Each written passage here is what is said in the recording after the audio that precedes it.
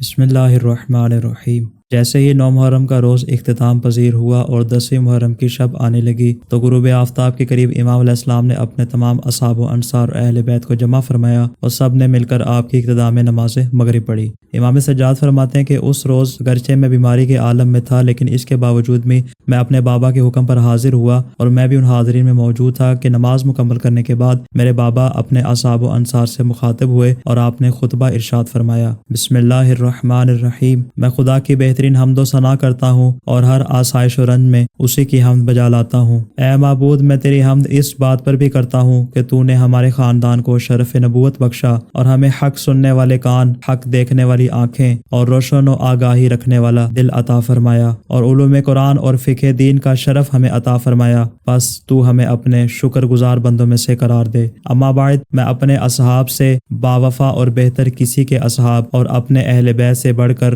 وفادار اور صلہ رحمی کرنے والا کسی کے اہل بیت کو نہیں جانتا۔ خداوند عالم آپ سب کو میری طرف سے جزائے خیر عطا فرمائے۔ اور میرے نانا رسول خدا نے مجھے خبر دی تھی کہ بیٹا حسین، تمہیں سرزمین عراق کی طرف لے جایا جائے گا اور تم کربلا نامی جگہ پر قیام کرو گے اور وہیں پر تمہیں شہید کیا جائے گا۔ اب وہ وقت قریب آ پہنچا ہے اور میں سمجھتا ہوں کہ ہمارا کل کا دن جنگ پر ختم ہوگا۔ البتہ اب تم لوگ آزاد ہو اور میں نے تم سے اپنی بیعت کا ہاتھ اٹھا لیا ہے اور تم سب کو اس بات کی اجازت ہے کہ رات کی تاریکی سے فائدہ اٹھا کر میرے اہل بیت میں سے ایک ایک فرد کا ہاتھ تھامو اور یہاں سے دور چلے جاؤ اور اپنی جانوں کو موت کے منہ میں جانے سے بچاؤ، کیونکہ یہ لوگ فقط اور فقط میرے طلبگار ہیں۔ جب یہ لوگ مجھ تک رسائی حاصل کر لیں گے تو پھر انہیں کسی اور سے سروکار نہیں ہوگا۔ خداوند عالم تم سب کو جزائے خیر عطا فرمائے۔ آنے ہی پر یہ بلائے ہیں، اب تحت و فوق سے جانا جو چاہتا ہے چلا جائے شوق سے۔ امام علیہ السلام کے اس خطاب کا مقصد حقیقت میں اپنے اصحاب و انصار کی آزمائش تھی۔ بس جیسے ہی آپ کا یہ خطبہ مکمل ہوا، آپ کے برادر حضرت ابو الفضل عباس علمدار کھڑے ہوئے اور ارشاد فرمایا، مولا خدا ہمیں وہ دن ہرگز نہ دکھائے کہ جب ہم آپ کو تنہا چھوڑ کر اپنے گھروں کو چلے جائیں۔ حضرت عباس کے بعد دیگر بنی ہاشم نے بھی اسی بات کو دہرایا اور انہوں نے امام سے کیے ہوئے عہد کی دوبارہ تجدید کی۔ اس کے بعد جب اولاد عقیل کی باری آئی تو امام علیہ السلام نے ان کی جانب رخ کر کے فرمایا کہ تمہارے لیے مسلم کی شہادت کافی ہے، لہٰذا اب میں نے تم سے اپنی بیعت کو اٹھا لیا ہے، لہٰذا میں تمہیں اجازت دیتا ہوں کہ مجھے چھوڑ کر چلے جاؤ۔ تو سب نے یک زبان ہو کر مل کر کہا، آقا، اگر اس صورت میں ہم سے کوئی پوچھے گا کہ تم نے اپنے آقا کو تنہا کیوں چھوڑ دیا تو ہم اسے کیا جواب دیں گے؟ خدا کی قسم، ہم لوگ، ہمارا مال، ہماری جان اور ہماری اولاد، ہم ہر چیز کو آپ کے قدموں میں نشاور کریں گے اور آخر وقت تک آپ کے ساتھ ہم رکاب ہو کر جنگ کریں گے۔ اہل بیت کے بعد جب اصحاب کی باری آئی تو سب سے پہلے مسلم ابن اوسجہ کھڑے ہوئے اور انہوں نے کہا، ہم آپ کی نصرت سے کیوں کر ہاتھ اٹھائیں؟ ہم خدا کو کیا جواب دیں گے؟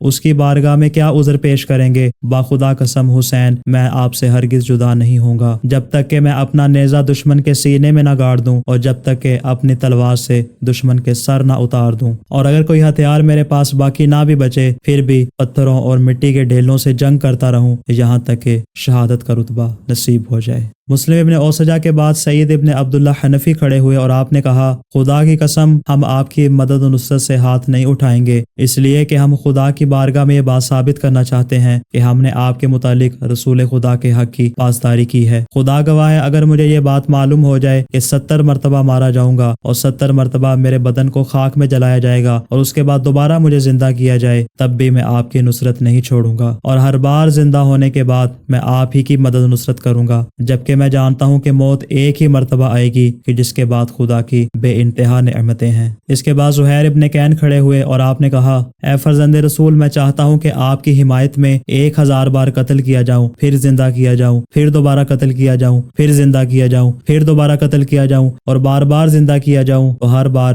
میری یہی خواہش ہوگی کہ میری وجہ سے آپ کی یا بنی ہاشم میں سے کسی ایک کی جان محفوظ ہو جائے، تو اس سے بڑھ کر میرے لیے کوئی اور خوشی نہیں ہوگی۔ اسی طرح دیگر اصحاب نے بھی امام علیہ السلام سے اسی طرح وفاداری کی گفتگو کی اور تجدید بیعت و عہد کیا۔ امام علیہ السلام نے تمام افراد کو جزائے خیر کہا اور ان کے حق میں دعائے خیر فرمائی۔ اسی دوران امام علیہ السلام کے ایک صحابی محمد ابن بشیر حضرمی کو بتایا گیا کہ ان کے بیٹے کو سرزمین رے کی سرحد پر گرفتار کر لیا گیا ہے، تو انہوں نے کہا کہ میں اپنی اور اس کی مصیبت کا ثواب خدا سے چاہتا ہوں۔ مجھے یہ بات ہرگز پسند نہیں کہ میرا بیٹا اسیر ہو اور میں زندہ رہوں۔ میں بھی دوسروں کی طرح امام کے قدموں میں شہادت کا شرف پاؤں گا۔ جب امام علیہ علیہ السلام نے ان کی یہ بات سنی تو آپ نے ارشاد فرمایا کہ میں نے تم پر سے اپنی بیعت کا ہاتھ اٹھا لیا ہے، لہٰذا تم جاؤ اور اپنے بیٹے کی رہائی کی کوشش کرو۔ انہوں نے کہا خدا کی قسم جب تک میں زندہ ہوں آپ کی مدد و نصرت سے اپنا ہاتھ نہیں اٹھاؤں گا، اور اگر میں آپ کو چھوڑ کر چلا جاؤں تو مولا مجھے صحرائی درندے پھاڑ کر کھا جائیں۔ اس کے بعد امام علیہ السلام نے انہیں 5 قیمتی لباس عطا کیے جن کی قیمت 1000 دینار تھی۔ آپ نے ارشاد فرمایا یہ 5 لباس لے لو اور کسی کو دو تاکہ وہ تمہارے بیٹے کی رہائی کا سامان کر سکے۔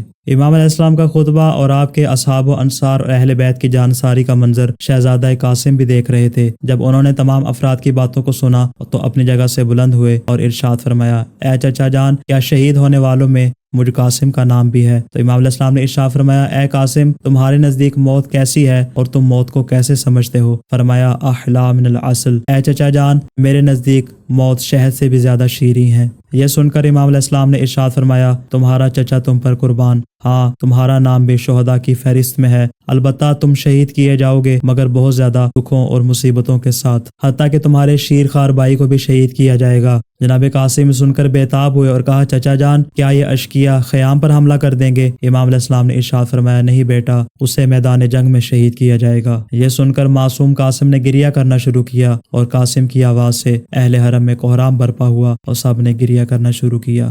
اس کے بعد امام علیہ السلام تمام افراد سے مخاطب ہوئے اور آپ نے ارشاد فرمایا کہ کل تم سب لوگ اور میں بھی شہید کر دیا جاؤں گا اور مردوں میں سوائے سید سجاد کے کوئی باقی نہیں رہے گا۔ جب اصحاب نے اپنی شہادت کے بارے میں سنا تو انہوں نے بارگاہ کردگار میں شکر ادا کیا۔ اس کے بعد امام علیہ السلام نے اپنے تمام اصحاب کی آنکھوں سے حجاب ہٹا دیے اور جس کا جنت میں جو مقام تھا امام علیہ السلام نے باعجاز امامت ان تمام افراد کے مقامات ان کو دکھا دیے۔ چونکہ خیام کی پشت کی جانب دریا فرات تھا کہ جس کے اوپر لشکر اعداء نے پہرا بٹھایا ہوا تھا، لہٰذا پشت کی جانب سے حملے کا خطرہ بہرحال باقی تھا، تو امام علیہ السلام نے اپنے اصحاب کو حکم دیا کہ خیام کی تینوں اطراف میں خندق کھود دی جائے اور اسے لکڑیوں سے بھر دیا جائے تاکہ دشمن فقط اور فقط ہمارے سامنے اور ہمارے روبرو رہے اور پشت کی جانب سے حملے کا خطرہ باقی نہ رہے، اور جب دشمن حملہ کرنے لگے گا تو ان لکڑیوں کو آگ لگا دی جائے گی تاکہ بے خطر ہو کر ان کے ساتھ جنگ کی جا سکے۔ بس سامنے کی سمت کو چھوڑ دیا گیا اور اس کے علاوہ باقی تمام اطراف میں خندق کھود کر اس کو لکڑیوں سے بھر دیا گیا۔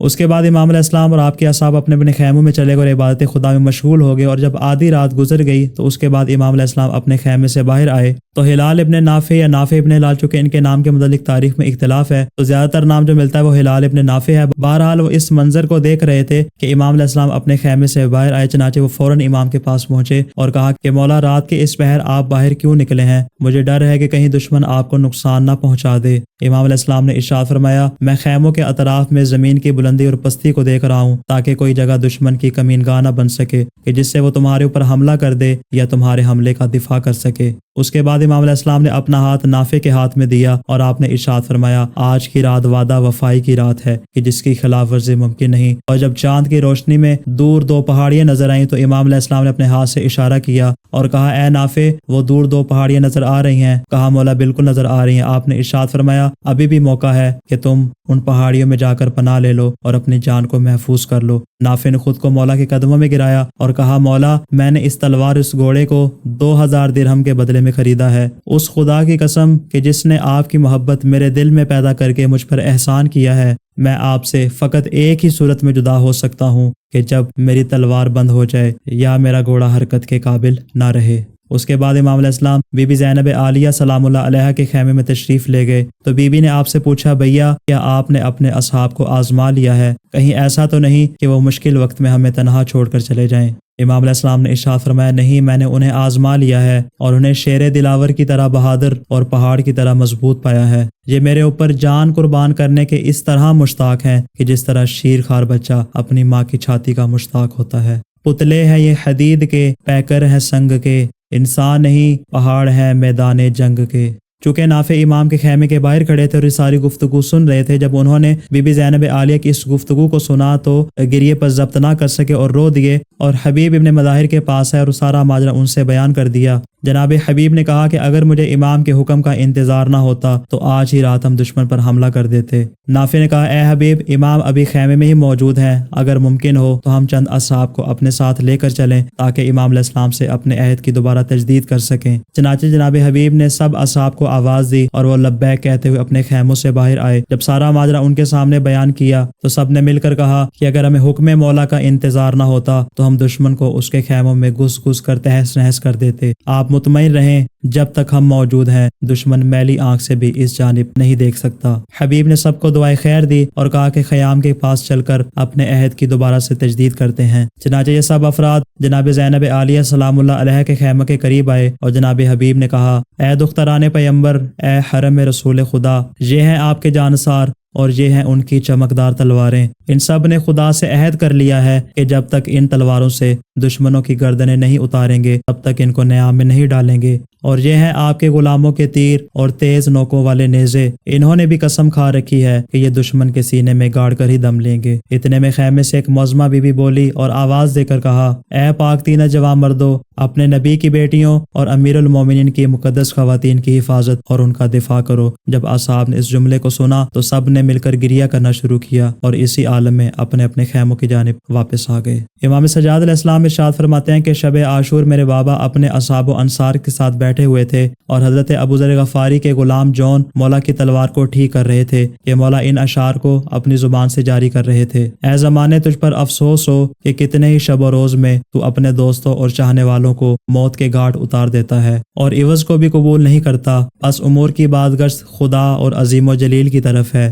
اور ہر ذی روح نے یہی راستہ اختیار کرنا ہے۔ امام علیہ السلام نے ان اشعار کا 2 سے 3 مرتبہ تکرار کیا جس سے میں سمجھ گیا کہ مولا اپنی شہادت کا اعلان کر رہے ہیں۔ یہ سن کر میری آنکھوں سے آنسو جاری ہوئے اور میری پھوپھی زینب نے بھی گریہ کرنا شروع کیا۔ جب اصحاب اپنے خیموں میں چلے گئے تو زینب عالیہ اپنے بھیا حسین کے پاس آئیں اور فرمایا، ہائے افسوس، اے کاش میں مر چکی ہوتی اور یہ دن دیکھنا نصیب نہ ہوتا۔ اے بزرگوں کی یادگار، اے زندہ رہ جانے والوں کی جائے پناہ حسین، ان حالات نے ہمارے بابا علی، ہماری ماں زہرا اور ہمارے بھائی حسن کی مصیبت کو تازہ کر دیا ہے۔ امام علیہ السلام نے ایک حسرت بری نگاہ جناب زینب عالیہ پر ڈالی اور آپ نے ارشاد فرمایا، اے میری بہن، حلم و بردباری آپ کے گھر کا ورثہ ہے، آپ صبر سے کام لیجئے۔ پھر امام علیہ السلام کی آنکھوں سے آنسو جاری ہوئے۔ پھر آپ نے ارشاد فرمایا کہ اگر کتا نامی پرندے کو بھی چھوڑ دیا جائے تو وہ آرام سے سو جاتا ہے۔ یہ سن کر بی بی نے کہا کہ کیا آپ مجھ سے جدا ہو جائیں گے؟ اس کے بعد بی بی نے ماتم کرنا شروع کیا اور آپ بے ہوش ہو گئیں۔ جب ہوش میں آئیں تو امام علیہ السلام نے ارشاد فرمایا، اے پیاری بہن، تسلی کرو، خدا کے لیے صبر کرو۔ آپ اچھی طرح جانتی ہیں کہ ساری دنیا نے ختم ہو جانا ہے اور سوائے اس معبود حقیقی کے اور کوئی بھی باقی نہیں رہے گا اور وہی سب لوگوں کو دوبارہ اٹھائے گا۔ میرے بابا، میری ماں اور میرے بھائی مجھ سے بہتر تھے جو کہ راہی ملک بقا ہوئے۔ مجھے ان کو اور تمام مسلمانوں کو رسول خدا کے اسوہ پر عمل کرنا چاہیے۔ پھر امام علیہ السلام نے سب بیویوں کا نام لے لے کر ان کو صبر کی تلقین کی اور ارشاد فرمایا، بہن زینب، ام کلثوم، فاطمہ، رباب، خیال رکھنا کہ میری شہادت کے بعد گریبان کو چاک نہ کرنا، اپنے چہرے کو زخمی نہ کرنا اور نہ ہی کوئی ایسی بات کرنا جو تمہاری شان کے خلاف ہو۔ اس کے بعد امام علیہ السلام نے اپنی بہن کو اٹھایا اور دوبارہ امام سجاد کے خیمے میں بٹھا کر اپنے اصحاب و انصار کے پاس چلے گئے اور آپ نے اپنے اصحاب و انصار کو حکم دیا کہ تمام خیموں کو کھول کر ایک دوسرے کے قریب کر دیا جائے اور خیمے کے ساتھ خیمہ ملا دیا جائے۔ اسی طرح آپ نے اپنے اصحاب کو حکم دیا کہ اپنا رخ دشمن کے لشکر کی طرف کر لیں اور اپنے خیموں کو اطراف کی جانب یعنی دائیں اور بائیں اور پشت کی جانب قرار دیں تاکہ دشمن کا حملہ صرف سامنے کی طرف سے ہو، اطراف کی طرف سے دشمن حملہ نہ کر سکے۔ یہ دونوں کام انجام دینے کے بعد امام علیہ السلام اور آپ کے اصحاب و انصار اپنے اپنے خیموں میں چلے گئے اور شب کا جو باقی حصہ رہتا تھا وہ دعا و مناجات اور عبادت خدا میں گزاری۔ اور کیسی تھی وہ عبادت کہ ایسے معلوم ہوتا تھا کہ امام کے خیموں سے اصحاب کی دعا و مناجات کی ایسی آوازیں آ رہی تھی جیسے شہد کی مکھیوں کی چھتے سے آواز آتی ہو۔ اسی عالم میں امام علیہ السلام اور آپ کے اصحاب نے ساری رات گزار دی اور فجر سے تھوڑی دیر قبل امام علیہ السلام کی آنکھ لگی اور آپ نے عالم خواب میں دیکھا کہ کچھ کتے آپ پر حملہ آور ہو رہے ہیں اور ان میں سے ایک کتا کہ جو 2 رنگ کا ہے وہ امام علیہ السلام پر زیادہ حملہ کر رہا ہے۔ بس آپ کو معلوم ہو گیا کہ میری شہادت کا وقت قریب ہے۔ اس کے بعد آپ نے عالم خواب میں رسول خدا کو دیکھا کہ انہوں نے ارشاد فرمایا، اے حسین، تم اس امت کے شہید ہو، آج رات تم ہمارے مہمان بنو گے، بس جلدی کرو اور دیر نہ کرو۔ امام علیہ السلام کو ان دونوں خوابوں سے معلوم ہو گیا کہ آپ کی اجل کا وقت بہت قریب ہے اور وعدہ وفا کرنے کا وقت آ چکا ہے کہ جس کی خلاف ورزی ممکن نہیں۔ السلام علی الحسین وعلی علی ابن الحسین وعلی اولاد الحسین وعلی اصحاب الحسین۔